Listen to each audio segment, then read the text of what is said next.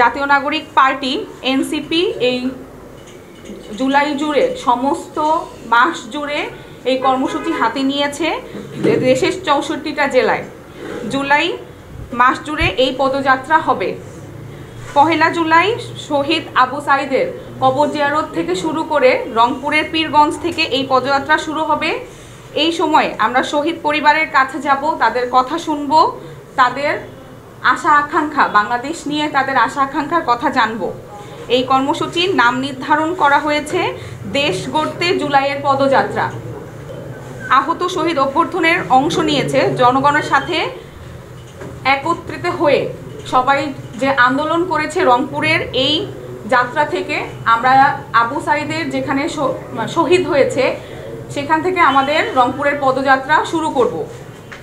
এছাড়াও এনসিপিতে গোটা দেশের যারা কেন্দ্রীয় নেতৃবৃন্দ আছেন তারা সবাই এই পদযাত্রায় অংশগ্রহণ করবে। এই পদযাত্রায় অংশগ্রহণ করবে এনসিপির আহ্বায়ক নাহিদ ইসলাম, সদস্য সচিব আক্তার হোসেন, উত্তরবঙ্গের যুগ্ম মুখ্য সংগঠক সার্জিস আলম এবং দক্ষিণাঞ্চলের যুগ্ম মুখ্য সংগঠক হাসনাত আবদুল্লাহ,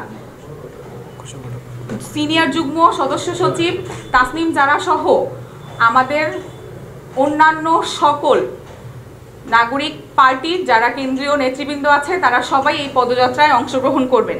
একটা রাজনৈতিক দল, যেহেতু রাজনৈতিক দল সেখানে নির্বাচন কেন্দ্রিক তো একটা ভাবনা থাকবেই, কিন্তু আমরা আমাদের যাত্রা শুরু থেকে বলে আসছি আমাদের কিন্তু হচ্ছে গিয়ে এই মুহূর্তে সবথেকে ফার্স্ট প্রায়োরিটি হচ্ছে গিয়ে বিচার, এরপরে সংস্কার, তারপরে আমরা বলতেছি সেকেন্ড রিপাবলিকের কথা, যে আমরা বলছি একটা গণপরিষদ নির্বাচনের মধ্য দিয়ে একটা নতুন সংবিধান তৈরি করা হোক।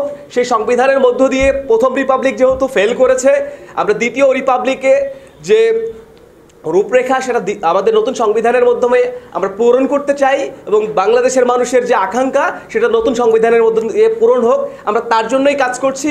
এবং আমাদের এই পদযাত্রার একটা এজেন্ডা অবশ্যই থাকবে গণপরিষদ নির্বাচন।